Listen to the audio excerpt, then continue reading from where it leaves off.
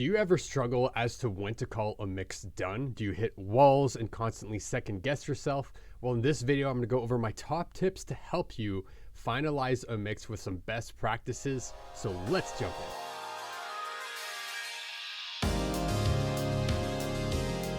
Hey yo, it's Alex from Metamind Music, and as always with this channel, it's my mission to help you, the artist, produce themselves by developing their mindset, expanding their creativity, and connecting to their music in a deeper way. And in this video, we're continuing our mixing a song from the very beginning to a finished master series. So if you haven't watched any of the other videos in the series, I encourage you to check it out. I'll link it in the card above. But in this video, we're going to dive deep into how to finalize a mix, how to think about it, and some of the best practices to move forward. So let's go ahead and transition to the DAW. All right, so we've gone ahead and processed all of our different groups of tracks. We've gone through the low end, the bass, the drums, guitars, keys, melodies, synths, all that great stuff. But now, what do we do to actually call a mix done? Well, there's a few things I want to share with you that are super handy to use as guidelines to help you inch your mix towards completion and avoid getting lost in senseless rabbit holes and tweaking things that are not making your mix any better, maybe just sounding a little different.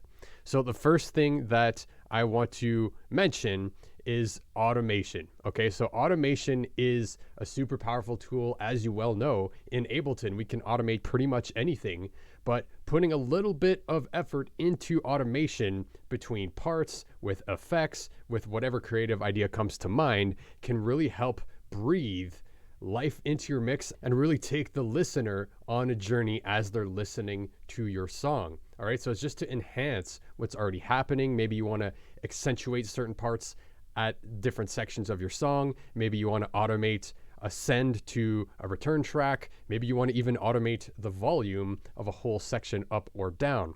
All right, so let's focus on some of the automation moves I've done on this mix. So real quick, let's just listen as to how this mix sounds like right now.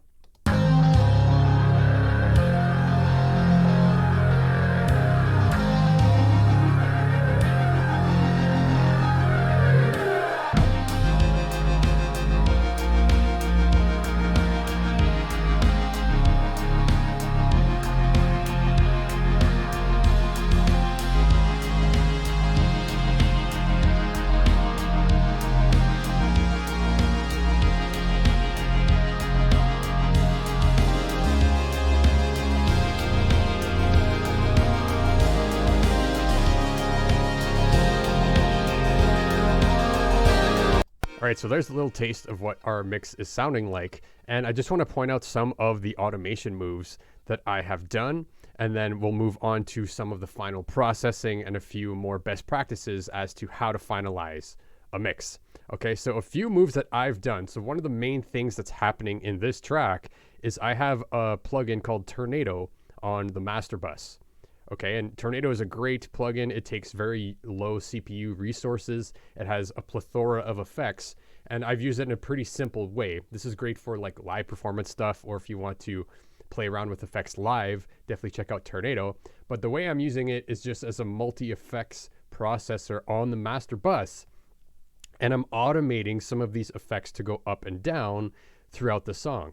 So as you can see, during this verse, we have the phaser and this flanger going up and automating levels, reverb, filter, and I cut them all down to drop into when the drum beat comes in that verse. So small moves like this, it doesn't have to be this crazy, can go a long way to really inject some more energy into your mix. And this song specifically has a lot of focus on the textures, on the effects, on the filters, all that kind of stuff. So let's actually pop open our master track here, and let's go into automation mode and click on one of these parameters.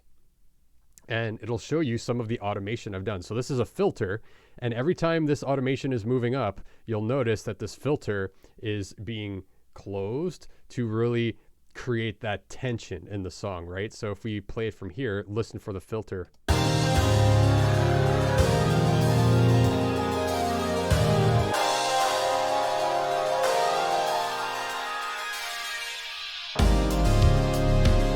right? So that is a move I'm using it a lot in this mix at different parts of the song. And I started with these ideas just playing it in manually and turning knobs. And then I went in there and edited it to be a little bit more precise because I wanted, for example, this filter to completely disappear right when the verse starts. Let's click on another of these effects. So I have flanger, and you can see I'm using a ton of flanger on the whole master bus of this mix. And I wouldn't necessarily say that's a requirement to do, but I thought it fit the vibe of this track, right? Since everything is very texture focused, as I've said, I just went ahead and went a little crazy with the phaser, especially in the intro verse, as you can see. Same with the phaser. During the verses, they're kind of going in and out rhythmically with everything, right? So let's check out maybe this section of the solo and listen for the phaser effect on the whole mix.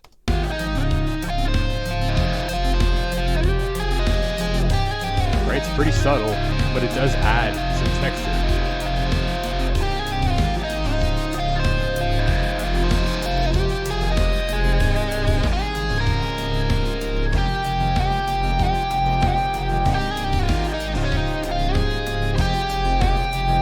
Right? And during this part, we also have this folder holder, which is creating that effect we're hearing right now.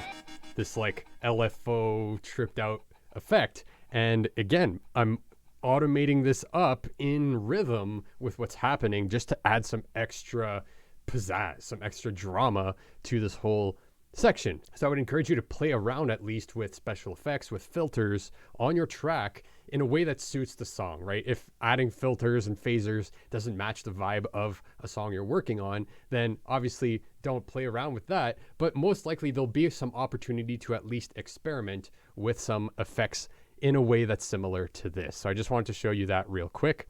Another great move that I do on a lot of my mixes is I'm going to click on the volume parameter of my master bus. So you'll notice that between the intro and the first verse, the whole volume of the mix is going up just about a dB, which is a pretty subtle move. Most people won't notice this, but what it does is it injects some extra energy between that intro and when the verse drops. And you'll notice I'm doing the same move towards the chorus. There's a whole dB more volume in the whole mix when the chorus hits. And then we're going back down to the same volume as verse 1 and verse 2, so on and so forth. And I just encourage you to play around with these subtle changes. And this might not look like it's making a huge difference, but subtle tweaks like this can breathe so much more life into your mix in a very subtle way, where the chorus hits just a tiny bit harder than the verse, or vice versa, whatever fits your song. But definitely take some time to automate the different sections of your song on the master bus volume fader and see what that gets you. At the same time, depending on what kind of track you have, you might want to use this move in a similar way for specific tracks as well. So for example, in this guitar track, okay, this main guitar motif, you'll notice that this is really playing a different role at different parts of the song. All right, so look at this. This main guitar motif in the intro is minus 12 dB. Okay, so let's listen to it. That motif.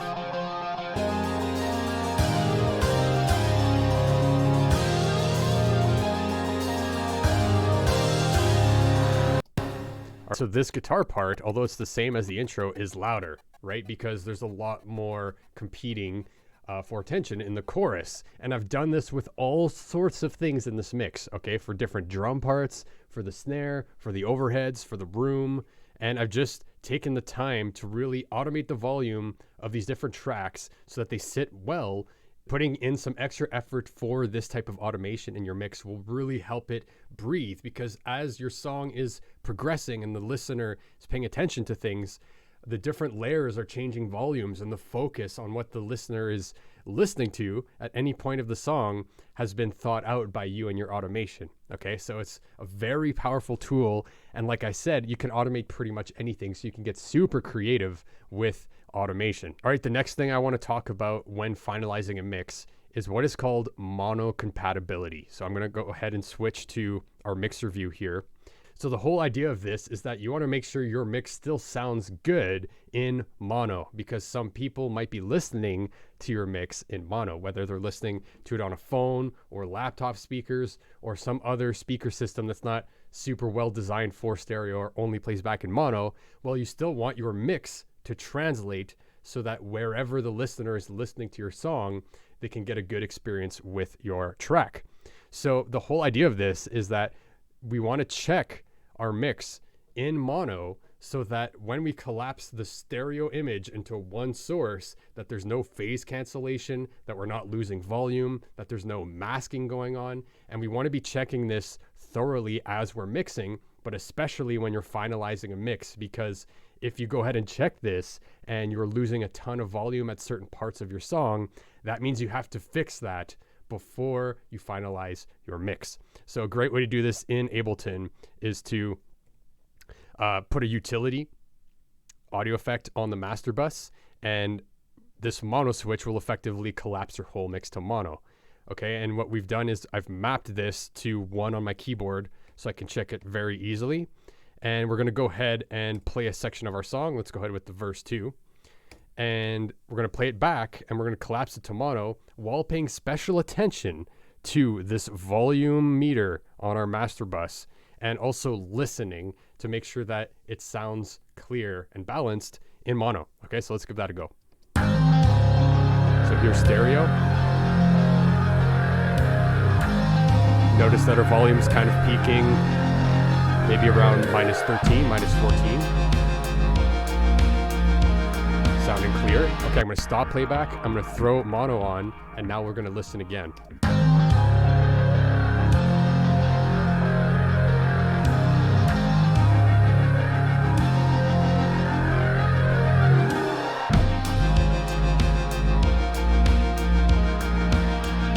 Great, I'm going to throw it back into stereo.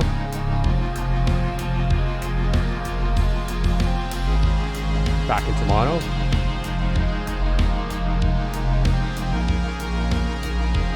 All right, so I've already done a lot of the work of making sure that my stereo layers, some of those far pan guitars, those crazy synths that are doing all the stereo imaging stuff, I've made sure to double check the mono compatibility of my stereo image. Okay, so that is crucial, because you might notice that as you're mixing, if you pop your mix into mono, your volume drops down 3 dB or 4 dB.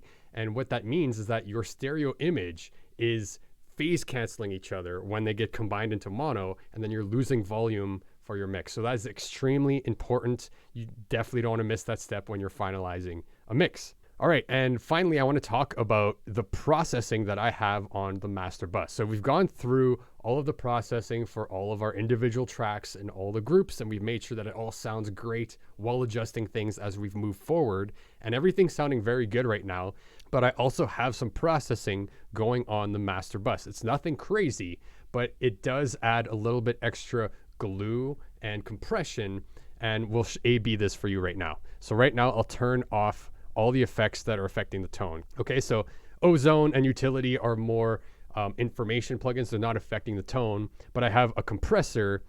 I have 2 compressors going on the master bus. So what I'm gonna do is I'm gonna turn these off, and I'm gonna A/B them on and off for you. So this is with them both on, the whole mix. I'm just gonna skip to here.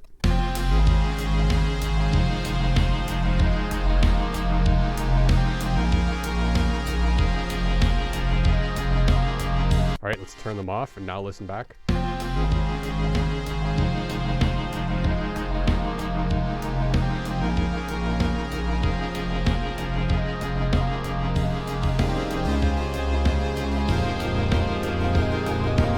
So it still sounds good, but you'll notice that a lot of the elements, they still sound quite isolated from each other. The drums sound like they're in their own space. The synths kind of sound like they're in their own space. It's a less loud, right? And what these compressors are doing is just adding that little bit of extra glue and really putting it together and making it more present, right? Compressing the whole mix a little bit.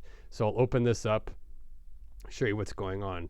All right, so this SSL compressor is one of my favorite compressors to put on a master bus, and it just adds that extra glue. It's pretty subtle. It's not doing too much, but it's just kind of gluing everything together. That's just something I love to put on the master bus. This other plugin is this, I've been experimenting with the Abbey Roads mastering chain.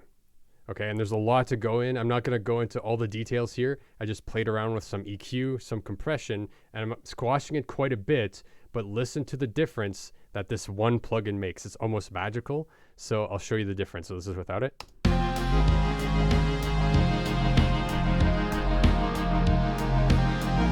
fit on.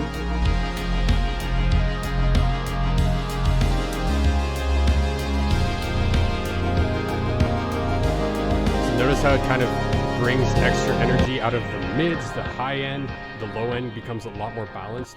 And there's just this nice kind of glue that's happening on the whole mix. Of course, it's getting louder, but I really love how this sounds. And once you get to this point with your mix and you are happy with how it's sounding, what I would suggest is you select the entire region of your song and make sure that you do any fade-ins or fade-outs as you need them, right? You might need to fade out your song or fade in your song, however you want to do it. And then once everything's selected, I highly encourage you to export a stereo file of your whole mix. So now you can listen to it outside of your headphones or your monitors in your studio. And this is the next phase of finalizing a mix, is you want to make sure to listen to your mix in as many different speaker systems as possible. So it can be your studio monitors and your headphones, of course, but bounce it out, get it on your phone, listen to it through your phone speaker, listen to it through maybe some earbuds, listen to it in your car. Maybe you have a home stereo system or a Bluetooth speaker or something, listen to it there as well. And listening to your mix in as many different environments as you can will help give you more information and an objective perspective on your mix, because on a different speaker system, the low end might be too loud, or the mids might be too harsh, or the mids might be too quiet. Whatever it is, you're going to gain a lot more tangible information as to what you need to do to finalize your mix. And if you do notice anything that you do have to fix in your mix while listening to it, I highly encourage you to make a list. Write it down. Write down what needs to change. The mids have to come up. The low end is too loud. The vocals have to come up. Whatever it is, and make a list, because then when you come back to your session, you'll have a list to keep you focused and not go down a rabbit hole of just let's fix the problems and then redo the whole process again. Bounce out the stereo file, listen to it in different speaker systems until you're happy with the mix. And this might take a couple passes. This might take several passes if you're just getting started with mixing, but it is invaluable to get that other perspective from different speaker systems.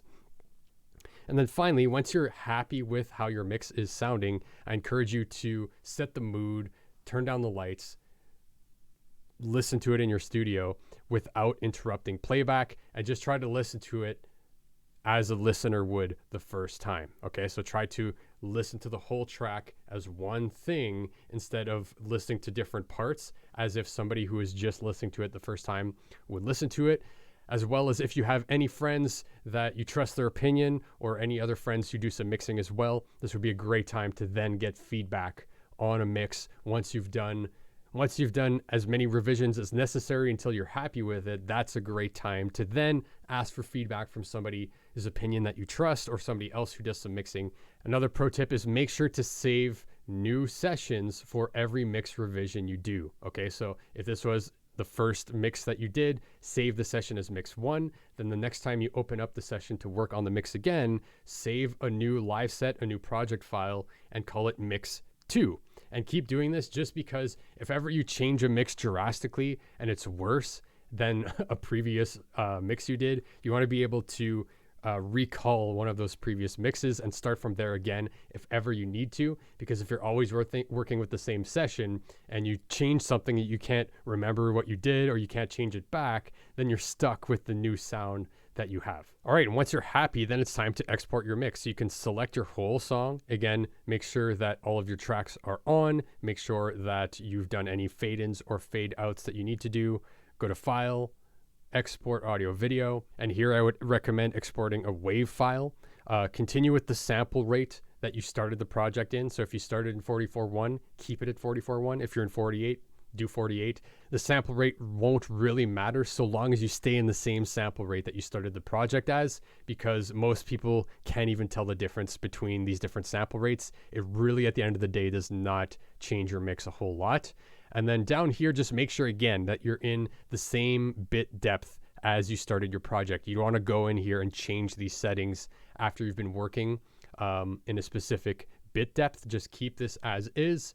And then with your whole song selected, make sure that you're rendering the master. So all of your tracks will combine into the master, and export this somewhere on your computer, such as your desktop wherever it is that you like to export your mixes. And hey, if you're just getting started with music production and feeling completely overwhelmed by the process, or if you've been at this for a while, but you're having trouble finishing projects or getting the sound you want, or hey, if you just want to get a glimpse inside my personal workflow and the workflow I teach to my students, I've created a super easy to follow 7-step framework that helps you go from your very first ideas all the way to a finished mix and master like I've shown you here. And it's super handy to have around the studio as a printout. So if you're interested in that, you can find it in the description below. All right, that wraps it up for our mix. We've gone from the very beginning all the way to a finalized mix. And in the next video, I want to share how to do a quick master if you want to master your own music. Again, I always recommend that if you're going to be releasing this as an official release, definitely consider hiring a mastering engineer, because that is their craft, their focus. They probably have the gear, the ear, and the experience to really get a mastering perspective and take your track to a level you might not be able to. However, if you want to master your own track, I will show you how to do that in the next video. So if you got value out of this video, give me a thumbs up. If you want to stay in the loop for the next MetaMind Music transmission, go ahead and hit that subscribe button. And with that said, I will see you in the next video.